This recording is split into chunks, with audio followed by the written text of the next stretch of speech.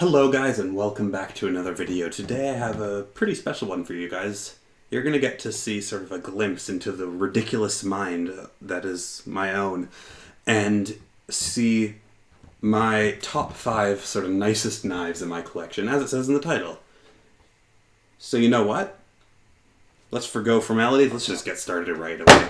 First knife, the Boker Tunnel Rat, also known as the 02BO700. I don't know why they...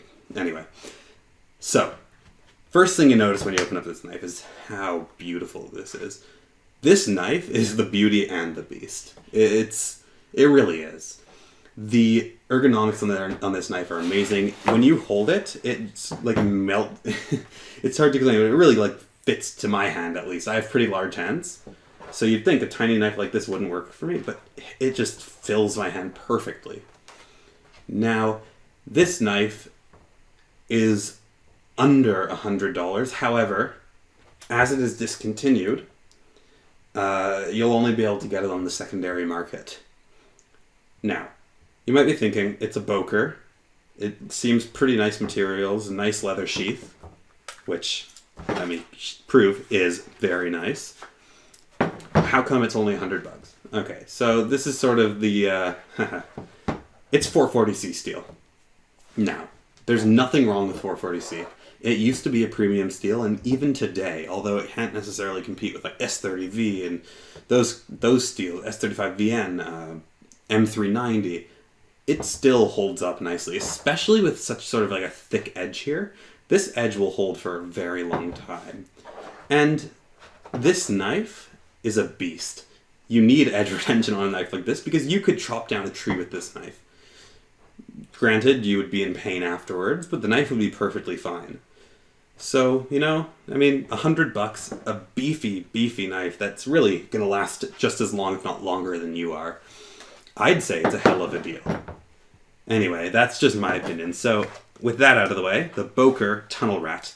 Let's move on to our next knife, which is the Ruike P108-SF with blue hardware.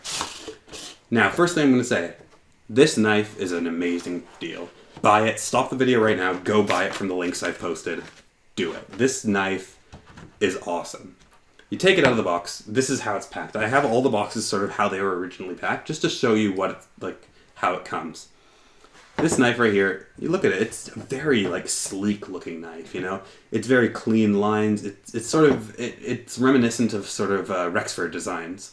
It's very sort of straight lines, smooth, clean. I really like it. But not only does it look good, the action is incredible. Let's take a look at this. How do I want to do this so that the camera gets it? I'm still figuring out my filming situation. Yeah, that action, no assist, just really good detent. It's on ball bearings. The inside of this thing is really cool. I'm going to do a disassembly video someday. It has little slots milled into the handles for ball bearings and it's grease. It's really cool. But that's for another video.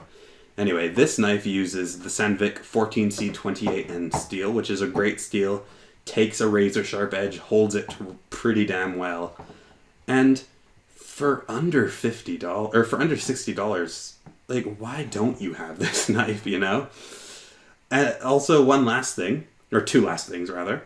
Pocket clip. This pocket clip is one of the best I've ever used. Very deep, and because of that cone, it slips in and out super easy. Okay, point one. Point two. This thing right here. This is what they call a delta lock, and just listen to this. That click is... What it is it's a lock for your lock. So when you lock your lock doesn't unlock the lock. You see? So now you can't unlock the lock because the lock is locking the lock. So what this is it's just sort of a lock to make it so that your knife acts more like a fixed blade. Honestly, I don't know if it does much. I don't think this frame lock is ever going to fail. But for that extra protection, it's there, and it's really nice feature. It's very well executed. In a lot of knives I've seen that have this sort of like lock, I mean, that's never going to get old. They don't really execute it that well. There's a lot of play. This one here, no play at all. So, great knife, Ruike P108-SF blue hardware. Okay, next. Let's see, the Kershaw Leek 1660 CB. Now, you might be thinking to yourself, everyone and their grandma and their dog and their neighbor's grandma's dog has a leek and has done a review on YouTube. And yeah, you'd be right. And that's why this isn't a review. This is an overview. Very, very different things. Trust me, I'm a professional. So this is a D2 blade, Sandvik spine. The cool thing about the Kershaw Leek is that it is a classic knife.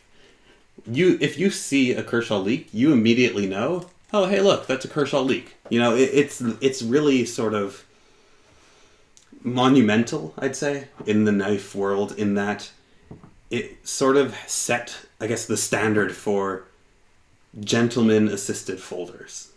And this one in particular is really a gentleman's knife. It has that composite blade, which is just beautiful. CPM D2 is a wonderful steel.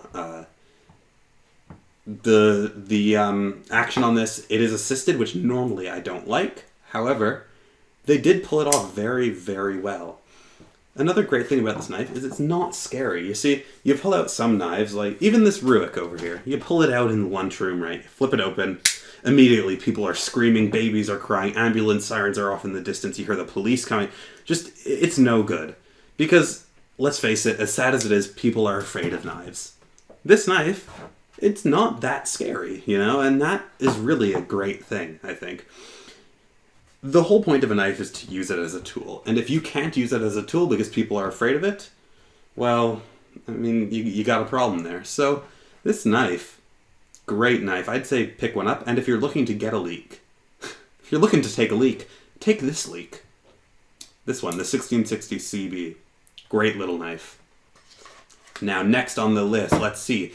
The Steel Will Cutjack in D2 and with blue FRN handle scales. Oh, this knife, okay. Story about this knife. I watched about this knife on Nick Shabazz's channel, and he brought up some points that I entirely agree with, so I'm going to parrot them as any good internet citizen would do. Anyway, this is a flipper on washers, and that is really, really cool. Almost every flipper I've seen is on bearings, and while that's great, that's good and everything, it means the action is super smooth, they're fast. As Nick pointed out, and as I agree with, bearings really, they aren't as durable in the long run as washers are. You see, bearings can get gunk in them. Washers are just flat pieces of metal. There's nothing to go wrong, you know? So this knife, incredibly light, incredibly comfortable to hold in any grip. This knife is a really cool one because let's go back a little to the Ontario Rat 1 and 2. For the longest time, those two knives sat on the throne for best budget knives. And for good reason. They are very, very good knives. And then, I believe it was this year, the little Steel Will Cutjack came along. Completely screwed that up. Threw a coup, overthrew the monarchy. Doesn't matter what it did, because this knife is better than the Rats in just about every way. And that's a really big thing to say, considering how sort of ubiquitous the Rat knives were. So overall, I mean, this is a budget beast. Pick it up. Just get it. That's all I have to say. Get it. It's only $50. Great deal. And last, but definitely not least, is my Spyderco Paramilitary. No, not Paramilitary. Para 3 in camo. I got the camo, so normally I don't really like this tactical stuff, right? Just because for me a knife is a tool, not a weapon. However, I decided, you know what, I have a bazillion black knives, may as well get something kind of fun, right? If they had when I bought this, if they had the blue Sprint Run, I would have gotten that, because I like blue. But this is really cool. Anyway, despite the colors, this is a great knife. Good steel, CPM S30V. That's, like, you can't ask for much better than that. The size is perfect because just like the Leek, I mean, if you take out the Paramilitary 2, which is a big knife, it's like this big, just about. Again, same thing. Police sirens, babies crying, people dying. It's a mess. This thing, it's a smaller knife. The blade is, I believe, under 3 inches, just. So because of that, it's legal in a lot more places than, say, the paramilitary 2. And this knife is just great. The action is incredible. Of course, this is with tuning. I tune all my knives. Right? The compression lock's always a plus because it means your fingers aren't in the way of the blade, which is a bit, like, I mean, you get used to it with liner locks, but sometimes if you're not paying attention or whatever, you could, like, you nick your thumb. It's happened a bunch to me. And I think sort of the most important thing about this knife is that it's Spyderco. And what do I mean by that? Because it's a Spyderco knife, firstly, there's a great community online. So if you have problems with this knife, and say you want to try fixing it yourself before you send it to Spyderco, the community is there. An example, I was having some lock stick, which I haven't really read anywhere about for the Para 3, but on the paramilitary 2, that was a relatively common problem. And because Spydercos are such, like, well-known knives, I found so many suggestions, and the one that I settled on is using graphite lock lubricant, like for padlocks and stuff. You just spray it sort of in there. You can see it's black in there. And that solved it perfectly. You see, so like that is one of the great things about Spyderco, and another is that they're Spyderco. They have great customer service, great quality of products. Their fit and finish is outstanding. Like, there's really not much bad to say about Spyderco, especially for this knife. Anyway, these are sort of my top 5 knives. We got the Para 3, the Cutjack in D2, the where is it? Yes, the Ruike in Sandvik, the Beauty and the Beast, the Boker Tunnel Rat 440C, and finally the Kershaw Leek. All these knives, great knives. If you're looking to start a collection, these are all solid choices. Again, this one might be a bit harder to find because it's discontinued, but very good choices. And even if you have a collection already and are looking to add to it, these really are great knives for it. Anyway, that's all I have for today. I hope you enjoyed the video. If you did, like and comment. I definitely want comments. That's what makes me sort of be willing to continue. Anyway, if you guys liked the video, thumbs up, comment. I hope to see you next time. See ya.